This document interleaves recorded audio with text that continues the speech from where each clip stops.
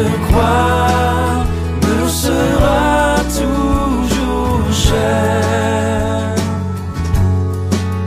Elle est gloire et victoire pour moi. Et par elle, en la maison du Père, la couronne est offerte à ma foi. Et par elle, en la maison du Père, la couronne est offerte à ma foi.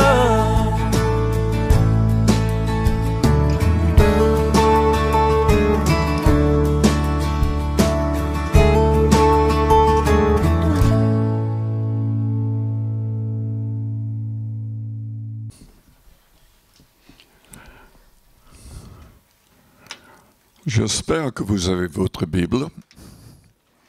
Je vous encourage à venir toujours avec votre Bible, la plus grande Bible possible. Surtout si vous venez en métro ou en bus, pour que tout le monde le voie. Avec votre Bible, ayez toujours des invitations pour les personnes qui pourraient être attirées par la Bible. Je voudrais aussi vous encourager à venir avec un cahier, un stylo. Surtout ce matin, j'ai des choses, beaucoup de passages à partager avec vous. Sans doute, je n'aurai pas le temps de tout donner dans ce message. Mais ce sont des choses très importantes. Et je me suis rendu compte que nous ne sommes pas en train de le faire. Plein de choses que je vais mentionner, nous ne sommes pas en train de le faire. J'espère que quelqu'un est en train de le faire, mais je doute que nous soyons en train de tout faire comme le Seigneur le désire. Je vais commencer en lisant le psaume 2.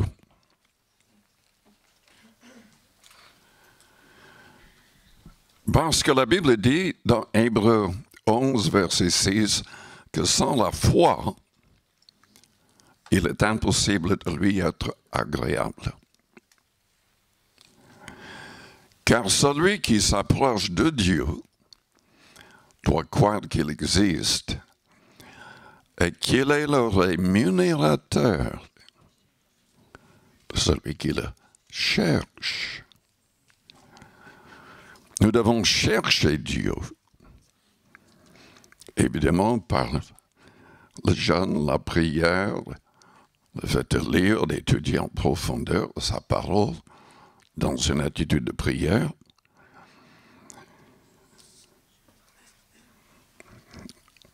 Mais il faudrait aussi fixer nos yeux sur notre Dieu et sur son Fils, qui est assis à sa droite dans les lieux célestes. Le Fils a dit, « Tout pouvoir m'a été donné ». Quand il a envoyé ses apôtres pour chasser les démons, guérir les malades, il a souligné le fait que tout pouvoir lui avait été donné par le Père Céleste. Et déjà, on voit cette puissance glorieuse manifestée par sa résurrection. Mais lisons. En fait, le deuxième psaume décrit notre monde actuel et beaucoup de gouvernements et de responsables de pays actuels. La situation devient de pire en pire parce que c'est comme ça. Dieu l'avait prophétisé. Dieu laisse agir pour que les méchants soient jugés et les justes soient récompensés. Pas forcément sur terre, parce que même on sera peut-être obligé de donner notre vie pour le nom de Jésus-Christ, mais nous serons récompensés pendant les âges de l'éternité.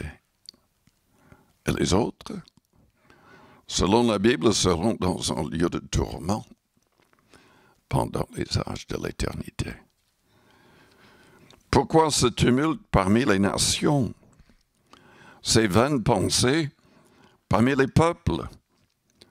Pourquoi les rois de la terre se soulèvent-ils et les princes se liguent-ils avec eux contre l'Éternel et contre son roi? C'est vraiment prophétique, le deuxième psaume. Écrit 1000 ans avant la venue du Christ. Qu'est-ce que les gens du monde disent? De plus en plus, les gens prennent position publiquement contre le Christ et contre Dieu. À New York, il y avait peut-être 10 000 personnes qui ont élevé leurs mains pour exalter le diable. Et la personne au micro déchirait les pages de la Bible. Là-bas, maintenant, ils n'auraient jamais permis une telle chose quand j'étais jeune, mais ils permettent qu'après l'école, il y ait des clubs pour les enfants qui veulent choisir de louer le diable, pour suivre le diable.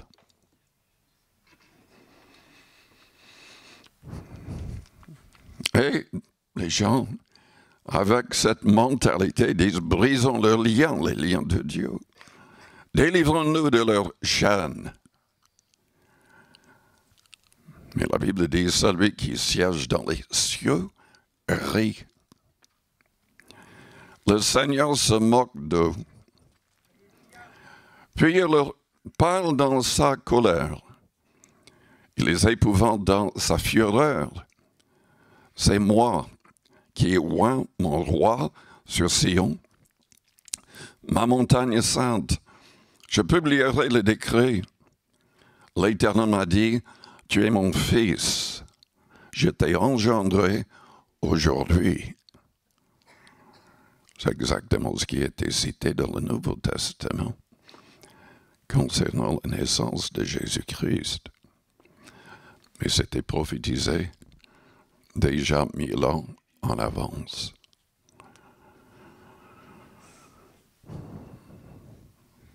L'Éternel m'a dit, tu es mon fils, je t'ai engendré aujourd'hui. Demande-moi et je te donnerai les nations pour héritage, les extrémités de la terre pour possession. Tu les briseras avec une verge de fer. Tu les briseras comme le vase d'un potier. L'Apocalypse en parle aussi de Jésus-Christ dans ce contexte. Maintenant, roi, conduisez-vous avec sagesse. Juge de la terre, recevez instruction. Servez l'Éternel avec quoi? Crainte. Et réjouissez-vous avec quoi? Réjouissez-vous, mais avec tremblement. Qu'est-ce que Paul avait dit dans Philippiens 2:12? Travaillez à votre salut avec crainte et tremblement.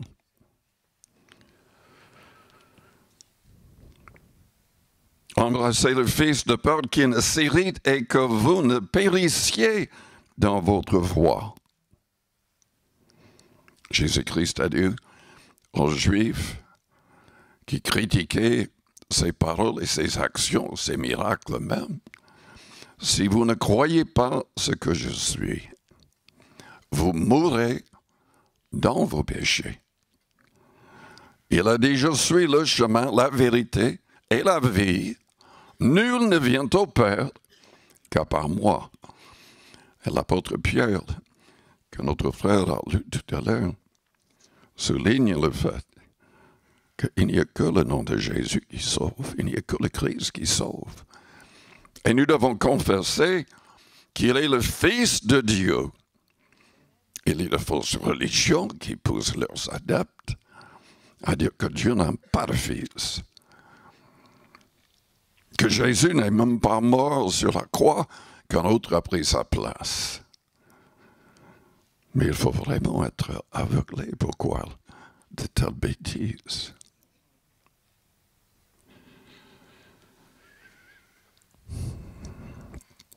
Jésus-Christ va revenir, il va juger ceux qui contestent et qui agissent contre ses commandements. Il va revenir selon 2 Thessaloniciens chapitre 1er dans une flamme de feu avec ses anges pour juger et pour récompenser ses fidèles. Embrassez le Fils de Peur qui ne s'irrite et que vous ne périssiez dans votre voie, car sa colère est prompte à s'enflammer. Heureux tous ceux qui se confient en lui. Je voudrais souligner ce qui est marqué là au verset 4, celui qui siège dans les cieux rit. Dans le Nouveau Testament, dans Éphésiens chapitre 2,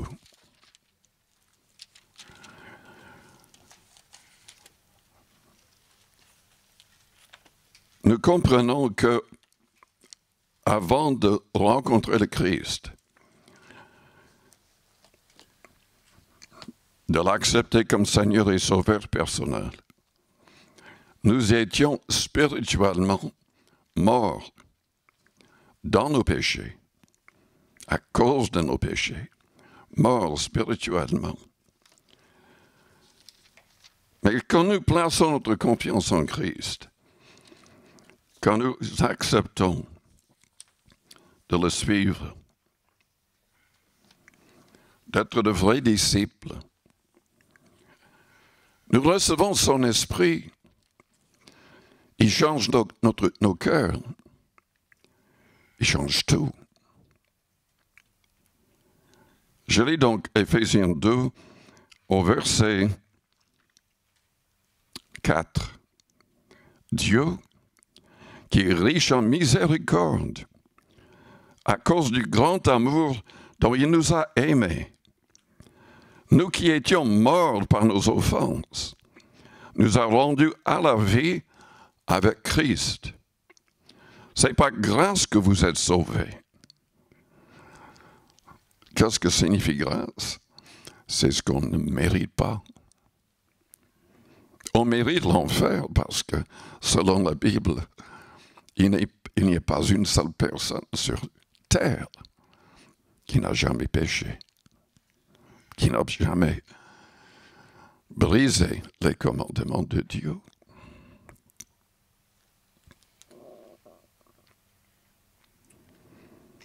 Il nous a ressuscités ensemble. C'est-à-dire, il nous a choisis. Il a choisi de nous faire grâce pour toutes nos offenses.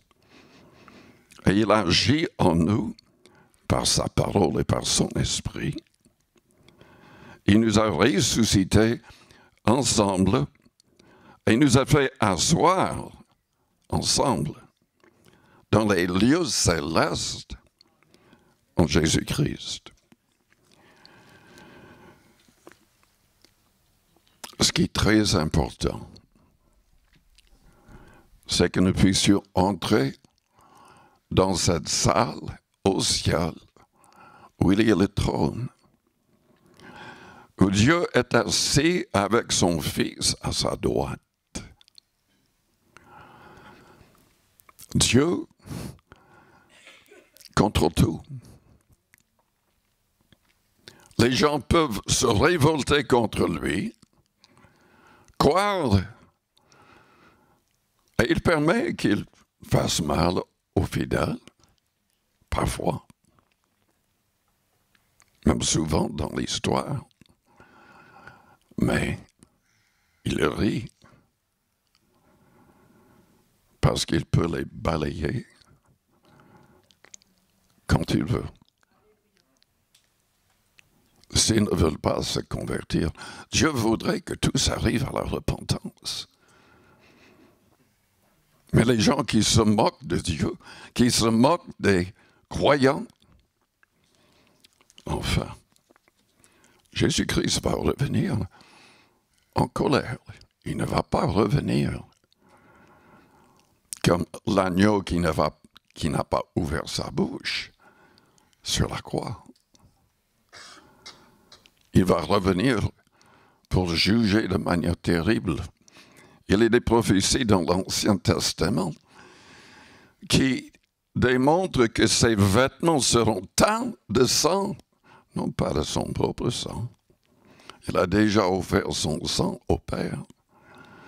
Ses vêtements seront teints du sang de ses ennemis qu'il va anéantir avec sa venue sur terre.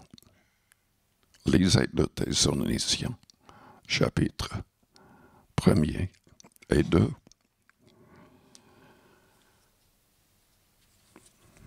Ce qui est important, c'est qu'on se voit assis avec Dieu et le Christ, qui a tout pouvoir. Parce que comment prier avec foi sinon? Comment utiliser la parole de foi sinon? Nous devons tout faire avec foi. On ne doit pas douter. Celui qui doute ne recevra rien de la part du Seigneur, selon Jacques, chapitre 1er. Donc, c'est très important de fixer nos yeux sur Dieu qui est tout-puissant, sur le Fils qui a tout pouvoir et qui veut nous envoyer pour gagner des âmes.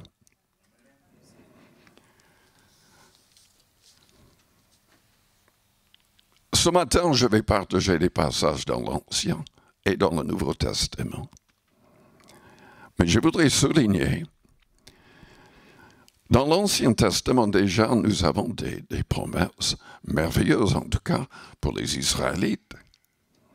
Dieu voulait que les Israélites soient toujours à la tête et non pas à la queue, qu'ils soient bénis dans tous les domaines, mais évidemment c'était lié à leur obéissance totale à ses commandements.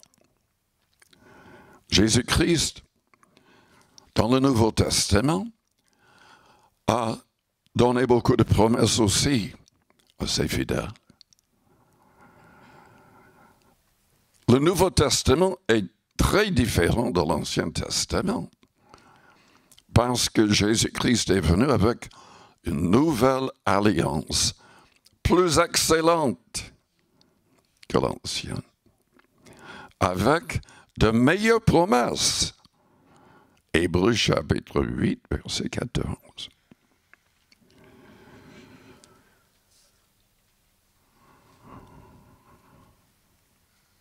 Les exigences du Christ sont peut-être plus poussées.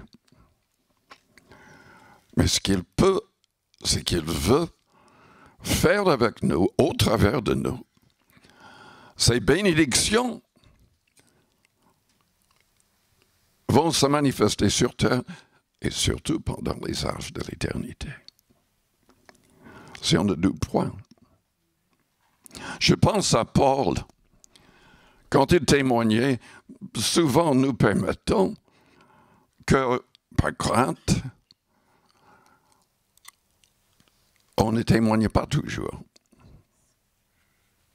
Il y a des gens qui ne sont jamais allés pour évangéliser, ils auraient trop peur. Ils se disent, comme d'autres dans la Bible ont dit, mais je suis un enfant, je ne sais pas parler, etc., etc. Mais Dieu veut que nous soyons tous des gagnants d'âme. Et même si on lit Jean chapitre 15, on est en danger si on n'est pas un gagnant d'âme. Si on ne porte pas de fruits, nous pouvons être rejetés.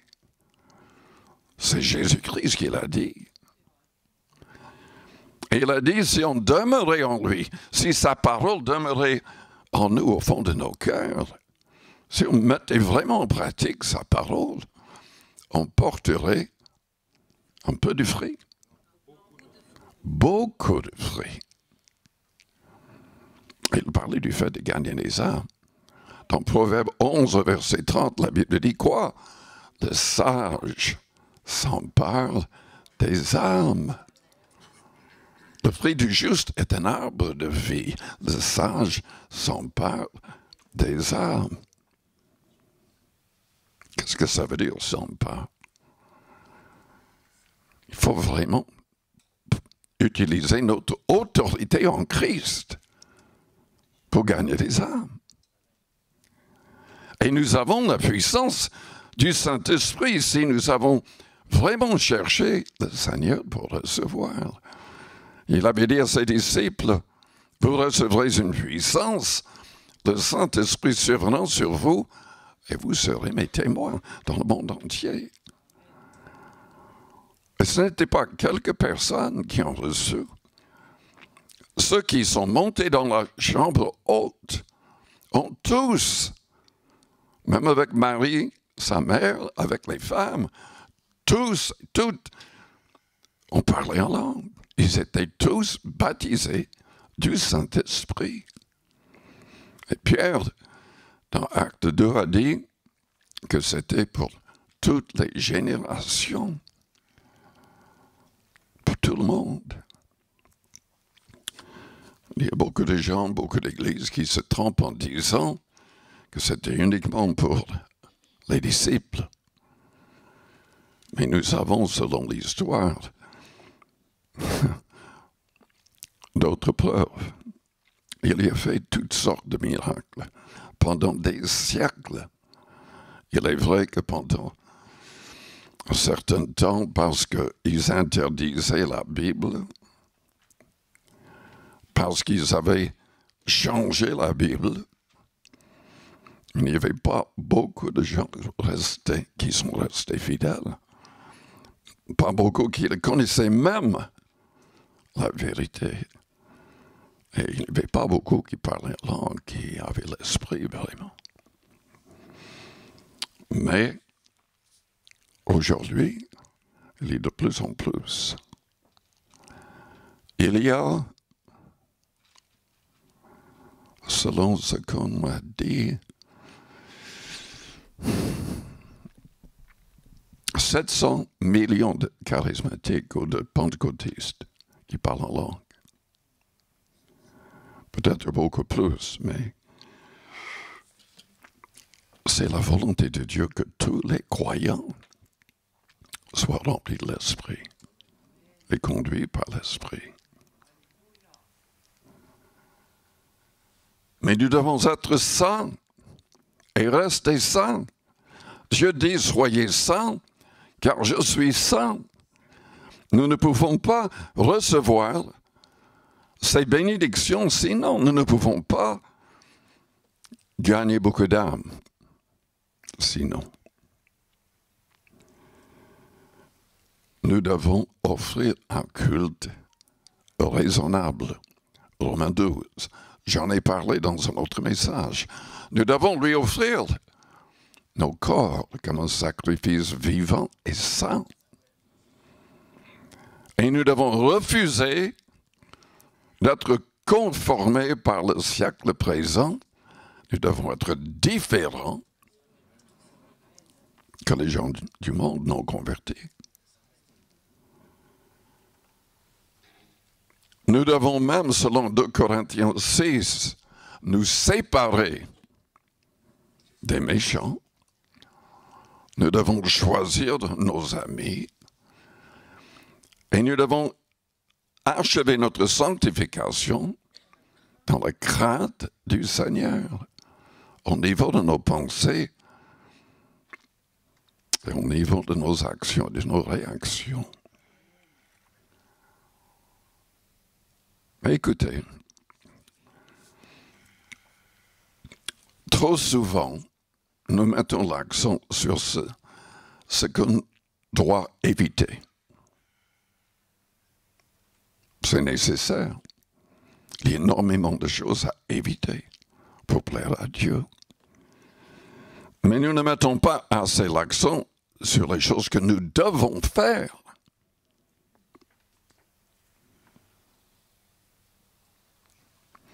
Nous devons pardonner à tous. Peu importe ce que les personnes ont fait ou dit contre nous. Nous devons pardonner et avec nos cœurs. Nous devons prier pour nos ennemis, leur faire du bien. Ça fait partie des commandements du Christ. Nous devons aimer comme il nous a aimés.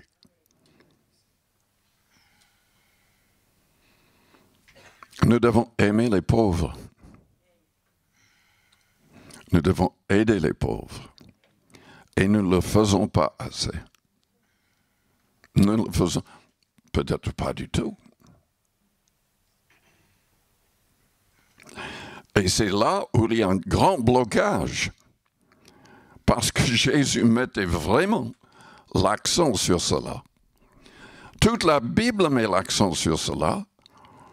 Mais souvent, quand les gens lisent, je parle de prédicateurs aussi, on évite les passages qui soulignent cela. Par exemple, nous lisons Ésaïe 58 et nous lisons toutes les promesses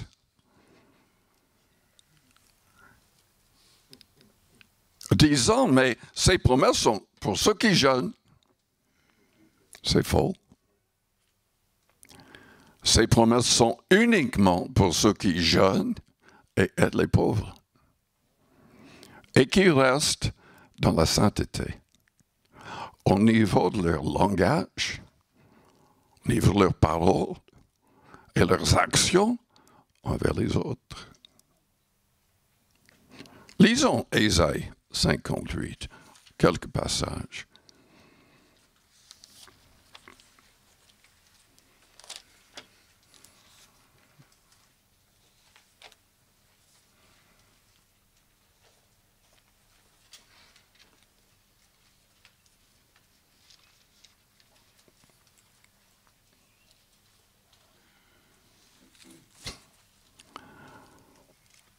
Et le chapitre 58, Dieu dit, mais tous les jours, ils me cherchent, etc., etc. Ils ne me trouvent pas parce que ils abandonnent leur loi, ma loi, mes lois. Ils jeûnaient, mais le jour de leur jeûne, ils parlaient mal des autres, se disputaient et certains même devenaient physiques en frappant d'autres personnes. Et Dieu dit que ça doit changer. Et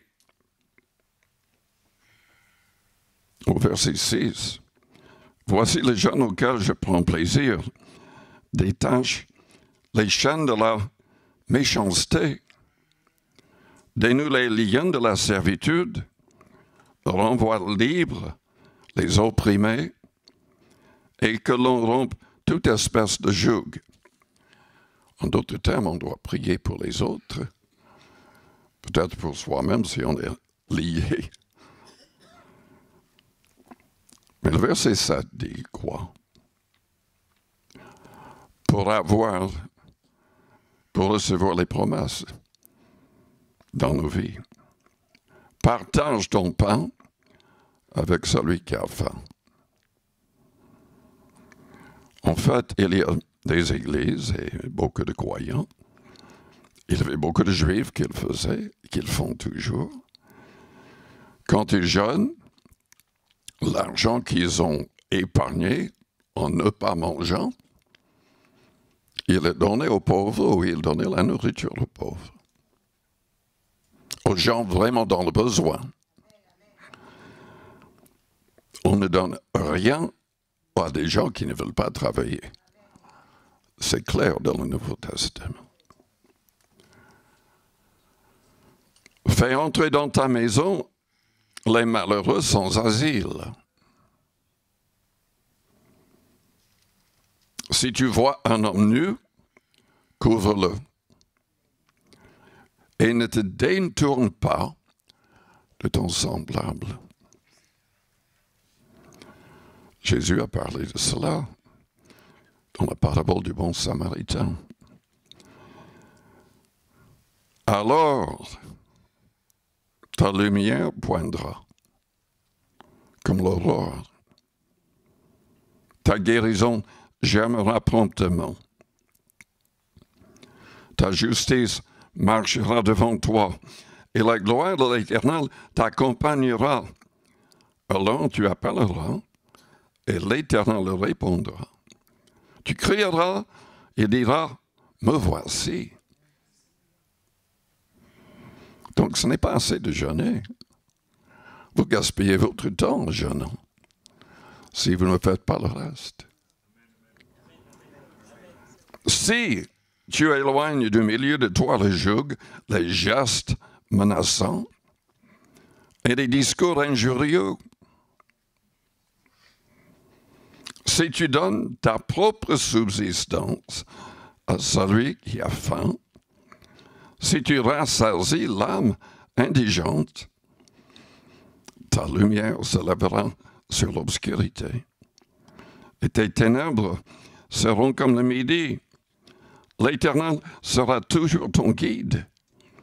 Il rassasiera ton âme dans les lieux arides. Il redonnera de la vigueur à tes membres. Tu seras comme un jardin arrosé, comme une source dont les eaux ne tarissent pas. Les tiens rebâtiront sur d'anciennes ruines. Tu relèveras des fondements antiques, on t'appellera réparateur des brèches. Dans Proverbe,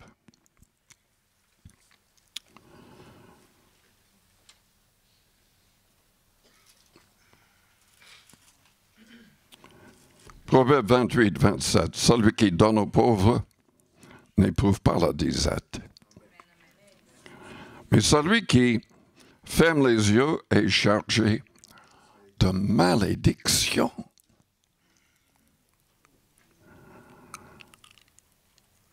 On se demande pourquoi certaines personnes ont toutes sortes de problèmes, bien qu'étant croyants. Mais on peut attirer des malédictions. Proverbe 21, 13. Celui qui ferme son oreille au cri du pauvre criera lui-même et n'aura point de réponse.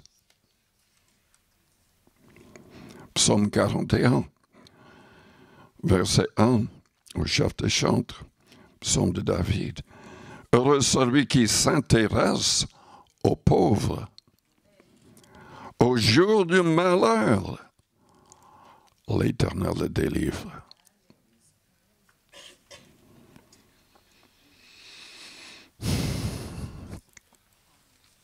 Corneille et toute sa maison, dans Actes 10 et 11, ont été visités par un ange.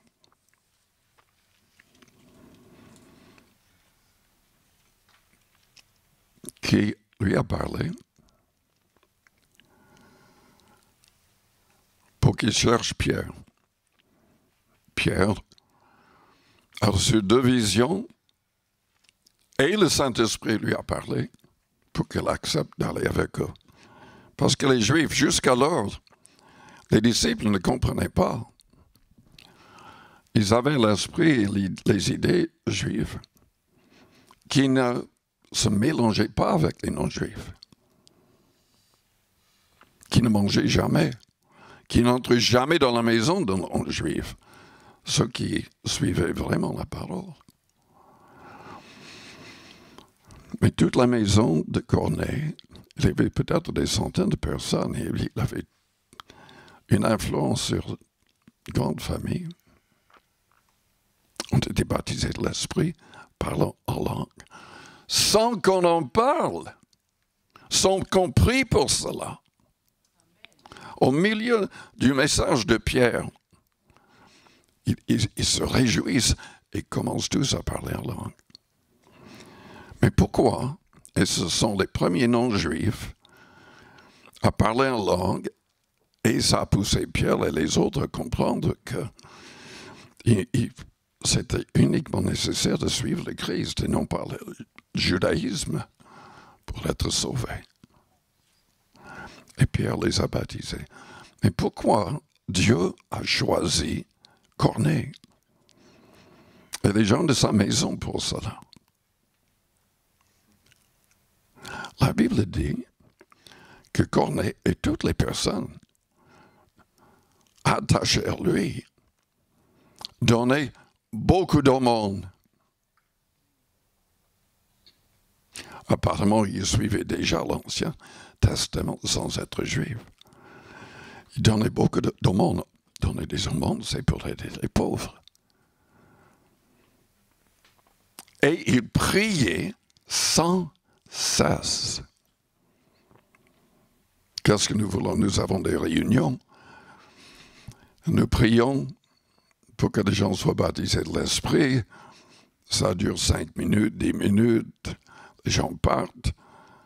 Parfois, certains commencent à parler en langue, mais pas tout le monde. Mais les jours de Pentecôte, quand 120 personnes ont parlé en langue, ils avaient persévéré dans la prière 10 jours, ensemble, 10 jours. Et vous croyez que les réunions avec les apôtres étaient courtes?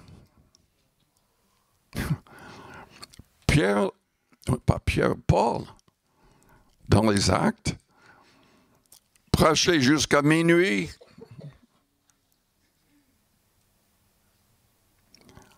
En fait, il y avait un jeune qui est tombé de la fenêtre et on croyait qu'il était mort parce qu'il s'est endormi dans le message. C'est dangereux de dormir pendant le message. Paul a prié pour lui, il a repris vie. Mais la Bible dit que ça n'a pas arrêté la réunion. Paul a continué à prier, à prêcher plutôt. C'était jusqu'au matin, on s'est manqué. Donc, c'est pas comme aujourd'hui. On devrait avoir, comme dans le passé, des nuits de prière. Amen.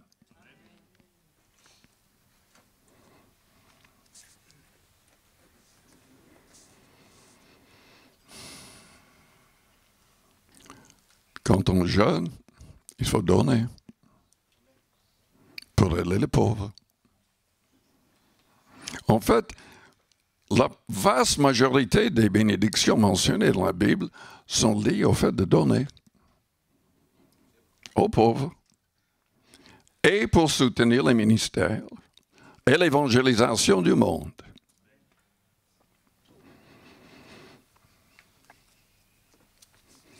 Et si on ne le fait pas, ou si on le fait peu, et on arrive à être sauvé, on n'aura pas beaucoup de récompenses. Parce que tout dépend. Ce n'est pas la quantité, c'est selon ce que nous avons, notre situation. Parce que Jésus, dans Luc 21, a parlé d'une veuve pauvre veuve qui n'avait que 2 petites pièces qu'elle a mis dans le tronc. Et Jésus a dit à ses disciples, mais cette femme a donné plus que les riches, plus que tous, parce qu'elle avait donné de son nécessaire et non pas de son superflu.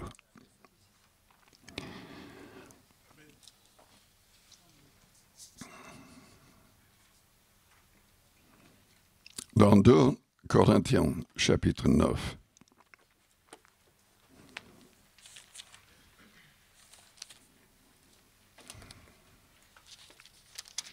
trop souvent,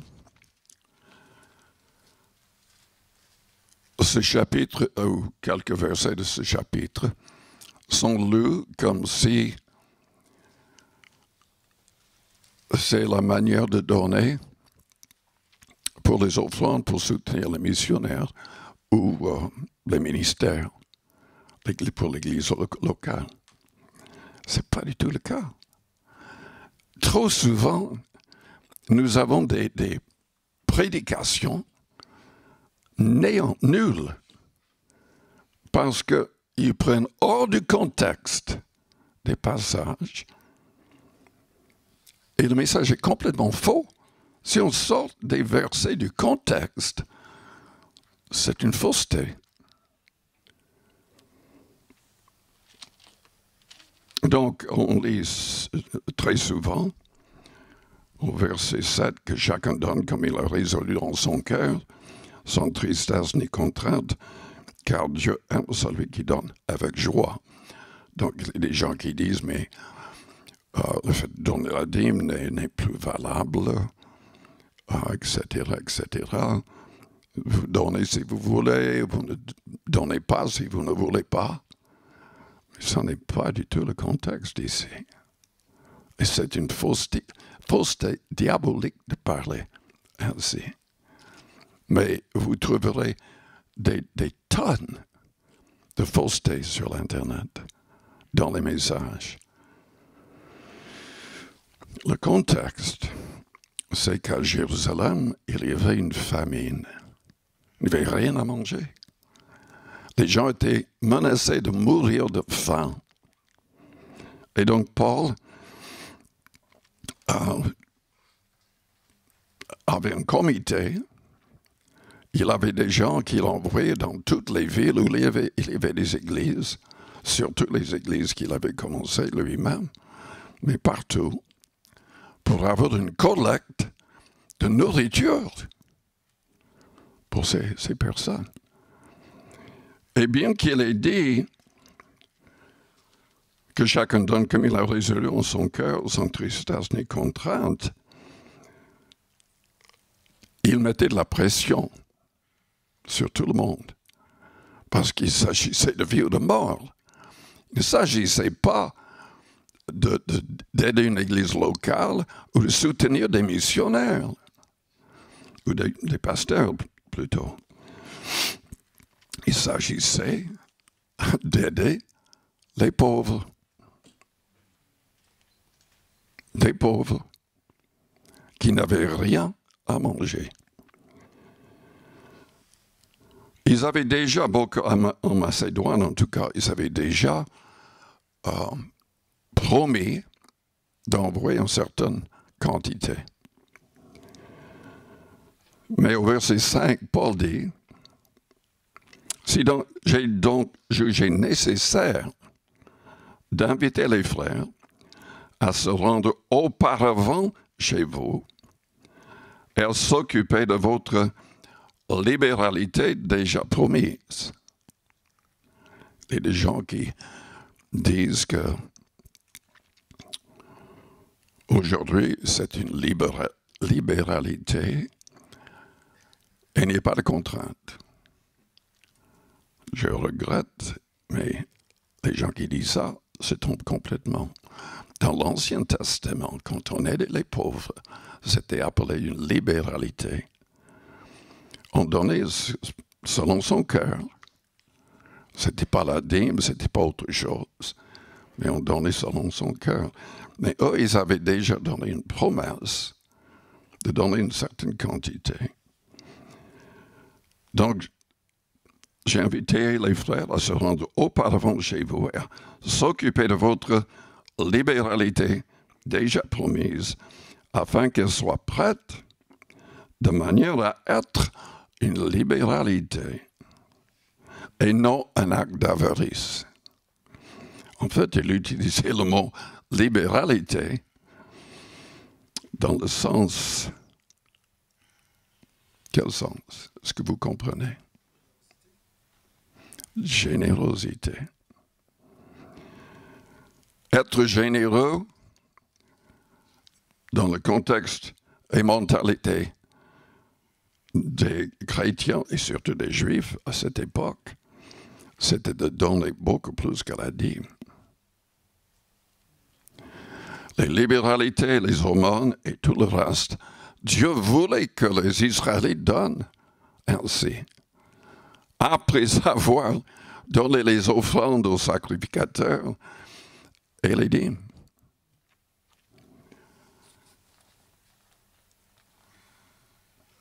Et qu'est-ce que Dieu va faire si on donne ainsi? Au verset 8, c'est vrai que Dieu aime celui qui donne avec joie. Il ne voulait, quand il y avait la construction du tabernacle, et plus tard du temple,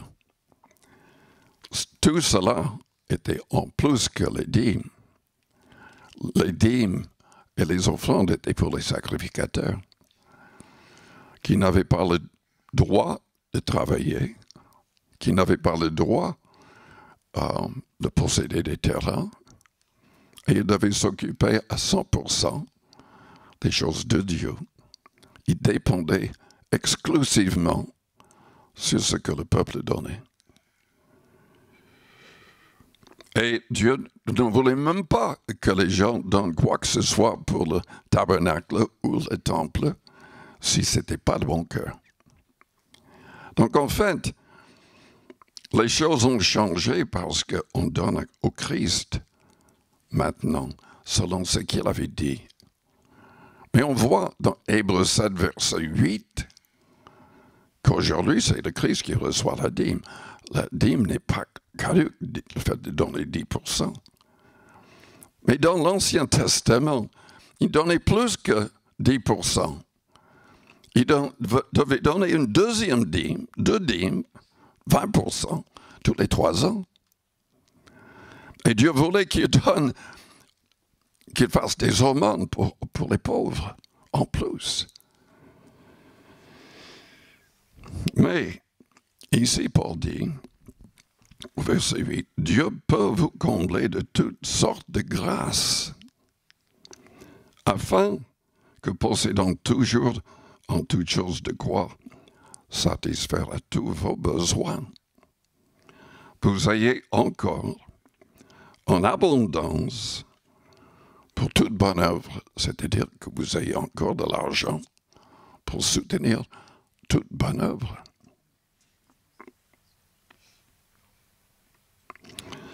Et le verset 10 dit que Dieu fournit la semence, etc.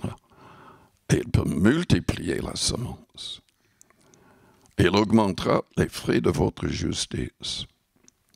Vous serez enrichis à tous égards pour tout espace de libéralité, qui par moyen feront offrir à Dieu des actions de grâce. Que le secours de cette assistance, non seulement pourvoit aux besoins des saints, mais il est encore une source abondante de nombreuses actions de grâce envers Dieu.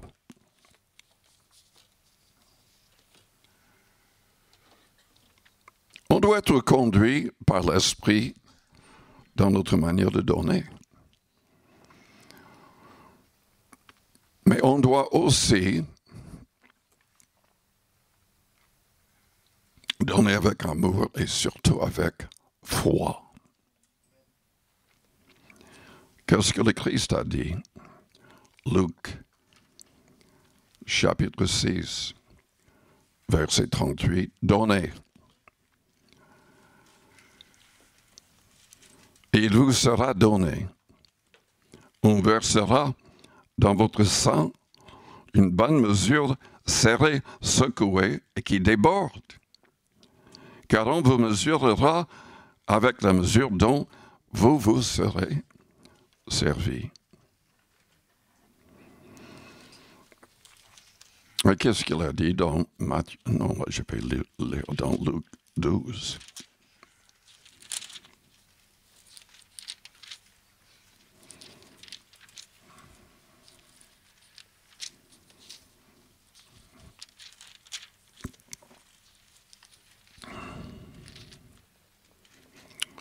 Déjà, peut-être que je devrais mentionner Luc 11,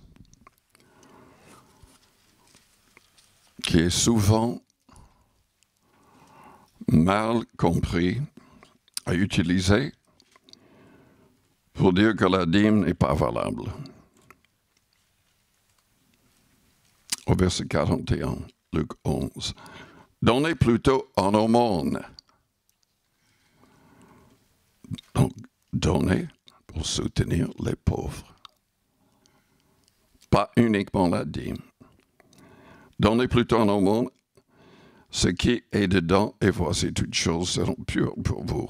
C'est un peu difficile à comprendre, les traductions de ce passage, mais malheur à vous, pharisiens, parce que vous payez la dîme de la menthe, de la rue et de toutes les herbes, et donnez 10% de tout dans leur jardin, et que vous négligez la justice et l'amour de Dieu.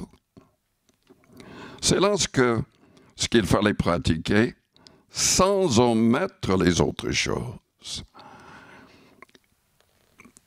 Le Seigneur voulait qu'il continue à donner la dîme, mais qu'il aide les pauvres aussi. Et pratiquer la justice, selon Matthieu 6, c'est le fait d'aider les pauvres, mais de le faire en secret le plus possible.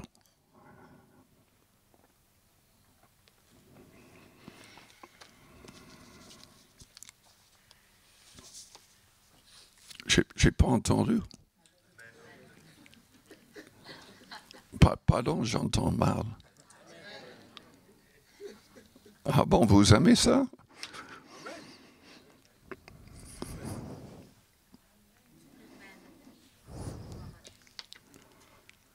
Est-ce qu'on le fait assez?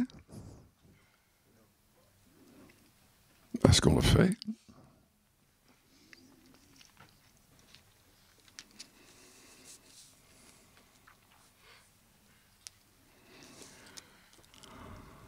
Un autre passage, rapidement.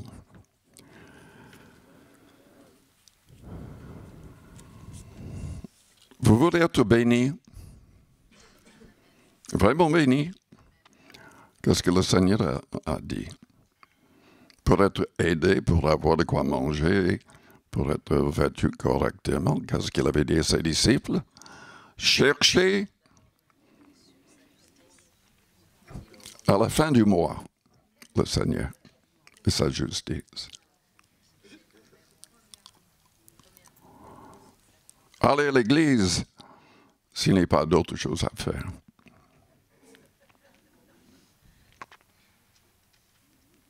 Évangéliser s'il ne pleut pas.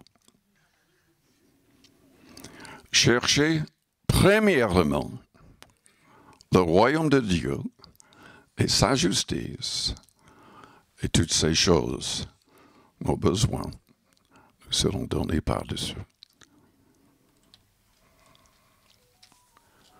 Proverbe 3, verset 9.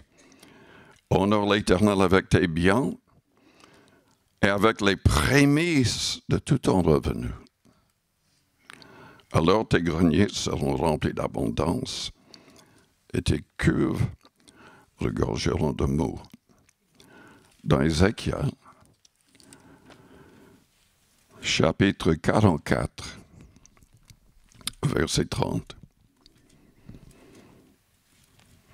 Dieu parlait aux Israélites.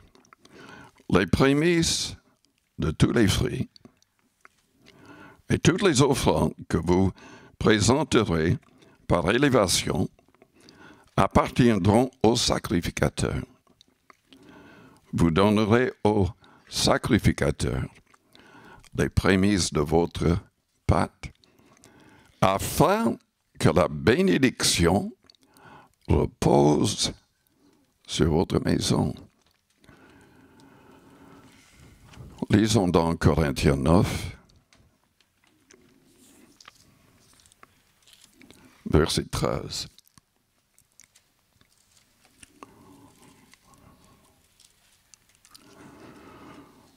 Paul expliquait aux Corinthiens qu'eux-mêmes, ils n'avaient pas demandé de l'argent, mais qu'ils avaient pleinement le droit de demander. Dans certains endroits, parce que les gens ne voulaient pas travailler, étaient paresseux, ou avaient des idées un peu bizarres, et il travaillait lui-même en faisant des tentes. Il soutenait les collègues qui étaient avec lui-même.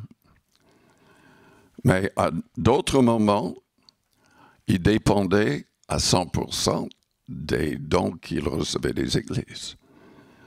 Et il a dit au verset 13, « Ne savez-vous pas que ceux qui remplissent les fonctions sacrées sont nourris par le temple? »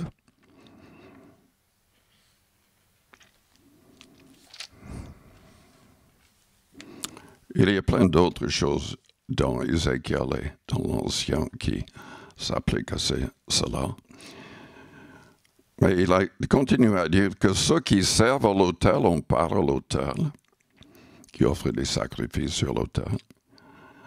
De même aussi, le Seigneur a ordonné à ceux qui annoncent l'Évangile de vivre de l'Évangile. Paul savait qu'il devait vivre de l'Évangile, mais comme j'ai déjà expliqué, à cause de pour différentes raisons, il y avait des moments où il travaillait plutôt que de dépendre des gens comme ça. Je peux vous dire que quand j'ai commencé dans le ministère, enfin j'étais déjà dans le ministère, mais on m'a demandé que je sois pasteur d'une certaine église au Michigan, aux États-Unis. Et les diacres dans cette église voulaient me donner un salaire. J'ai refusé. J'ai dit non. Je ne vais pas recevoir un salaire avant que vous mettiez l'église en état. On a besoin d'un parking. Et j'ai expliqué toutes les choses. J'étais jeune et je leur ai dit que j'étais scandalisé par leur manière d'avoir agi avec cette église-là. Parce que c'était horrible, honnêtement. Ils avaient mis des sièges de théâtre, mais tout était vieux. C'était rose derrière, comme on avait l'impression que les chats avaient griffé. Ce qui était en tissu était déchiré. Les murs étaient en verre clair, mais fissuré. Le sous-sol de l'église, du bâtiment, il y avait des fuites, il y avait toutes sortes de problèmes. J'ai dit, mais je ne vais pas accepter un salaire. Je vais travailler. Et vous allez m'aider à mettre ce bâtiment en état. Et j'ai fixé, parce que l'extérieur était horrible aussi, il fallait peindre. Et j'ai demandé à ce qu'ils viennent m'aider certains jours, les soirs, mais personne n'est venu. Ça m'a mis en colère. Et j'ai travaillé toute une nuit, j'ai tout peint moi-même. Mon beau-père m'a donné la peinture gratuitement et je l'ai fait. Ils étaient étonnés que tout était fait. Ensuite, ils ont ils voulaient m'empêcher d'inviter un évangéliste. Ils ont dit, mais nous n'avons jamais eu d'évangéliste, on n'a pas assez d'argent pour payer un évangéliste pour une semaine de mission, etc., etc. J'ai sorti mon porte-monnaie, j'ai mis sur la table. Je vous demande de mettre vos porte-monnaies sur la table. Quand c'est vide, on va rejeter les évangélistes, mais nous pouvons payer ça nous-mêmes. Ça les embêtait, mais... En fait, ils étaient tellement embêtés que l'homme a insulté. Et ensuite a entraîné les autres en disant que si vous étiez président, vous serez impeached. Je ne connais pas le mot en français. Et je leur ai expliqué avec la Bible qu'on n'avait pas besoin de diacre. Parce qu'en fait, il y a un problème dans beaucoup d'églises là-bas. Les diacres deviennent l'autorité dans beaucoup d'églises. Et donc, les pasteurs sont des mercenaires, on dit. Ils sont payés, quoi. Moi, j'ai refusé d'être payé parce que je ne voulais pas qu'ils me disent quoi que ce soit. Et en quelques mois, l'Église a quadruplé le nombre de personnes qui venaient, quoi. Et quand il m'a insulté, j'ai expliqué calmement avec la Bible que pourquoi les choses n'allaient pas correctement bibliquement. Et je suis sorti, je suis parti. On me téléphone en disant, mais je ne vais pas mentionner son nom, mais cette personne était à l'hôpital dans la partie asile. Il a complètement perdu l'esprit, quoi. Celui qui m'avait insulté. Et la semaine après, j'étais réveillé dans la nuit pour prendre un verre d'eau. Je regarde par la fenêtre et je vois dans la distance un feu. Et j'ai réveillé ma femme, j'ai dit, viens avec moi, je crois que je sais ce qui brûle. Et en fait, c'était la maison d'un autre diacre qui avait mal parlé. Et ils ont perdu la maison, tous leurs biens. Ils étaient dehors dans leur pyjama. Je peux vous dire que j'ai prié pour la personne à l'hôpital, le Seigneur l'a guéri, et on a aidé l'un l'autre. Enfin, ils m'ont respecté en tout cas après ça. Mais il y a des moments, il y a des situations où même si on peut vivre des offrandes de l'Église, c'est préférable de ne pas le faire.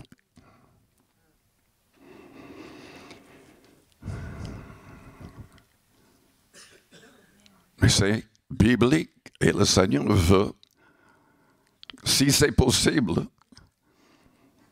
que les prédicateurs, à notre époque, vivent de l'Évangile. Il avait en tête qu'ils soient soutenus plus ou moins de la même manière que les sacrificateurs étaient soutenus. Mais il n'y a plus d'offrande, il n'y a plus de sacrifice. Jésus.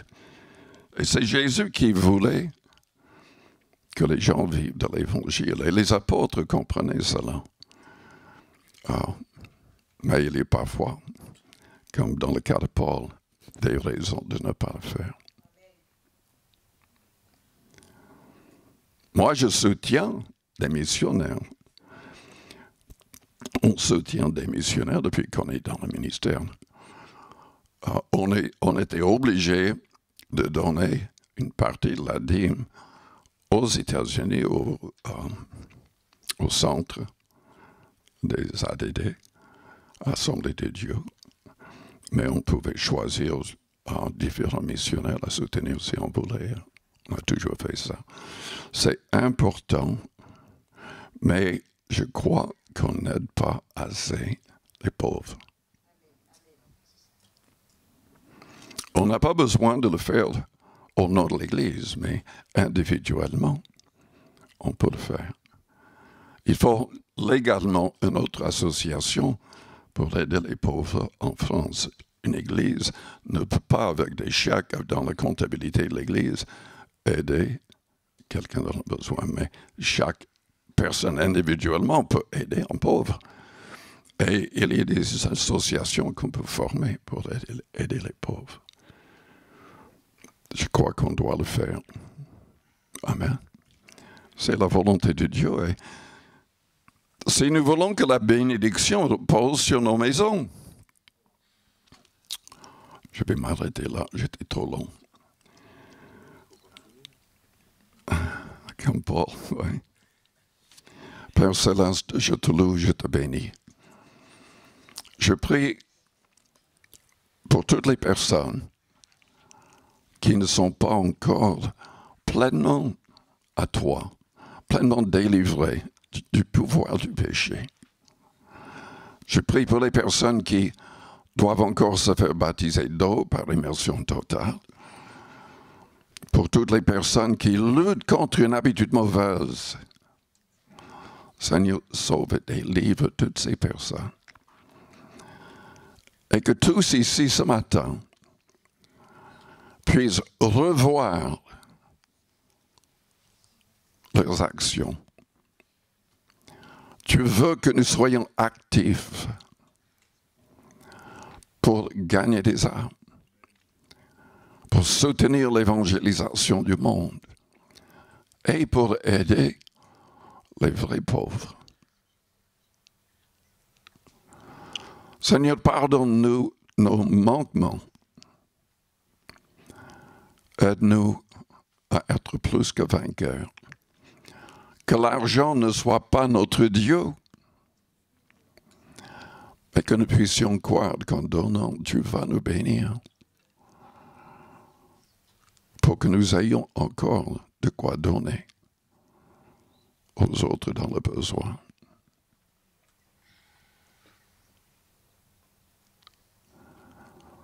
Pendant que les yeux restent fermés, les fronts courbés, est-ce que vous avez envie de devenir un vrai disciple du Christ, de recevoir la vie éternelle, son esprit? Est-ce que vous êtes prêts à payer le prix pour, enfin, en abandonnant le péché, en changeant votre vie? Si vous êtes prêts, vous avez besoin de prière pendant que les yeux restent fermés. Faites-moi signe. Je voudrais prier pour vous.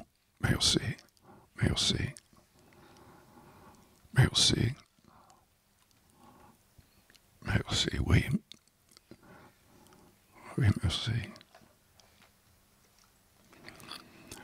Seigneur, que nous soyons tous plus que vainqueurs.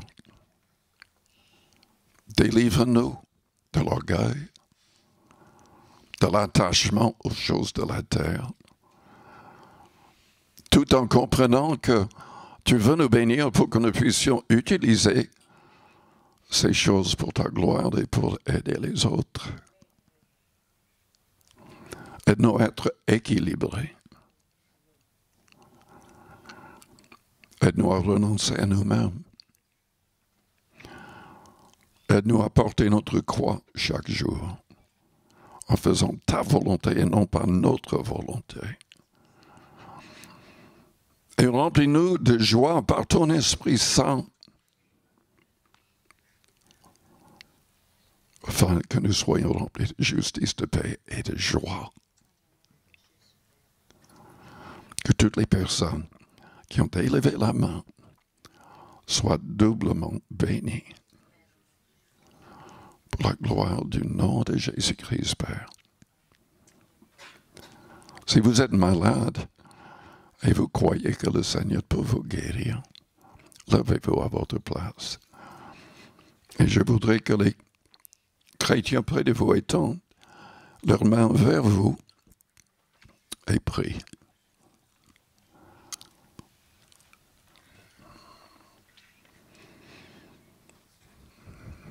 Et levons voix ensemble et prions pour les personnes que vous voyez à côté. Père Céleste, tu les vois. Tu connais les faiblesses, les problèmes. Que toutes ces personnes soient entièrement guéries. Entièrement guéries. Nous ne voulons pas donner la gloire aux gens de la terre, nous voulons te donner la gloire. Nous voulons que tu sois notre grand médecin. Que tu sois glorifié. Que tu sois glorifié. Seigneur, qu'il n'y ait point de malade au milieu de nous. Pour la gloire du nom de Jésus-Christ. Alléluia. Alléluia. Amen.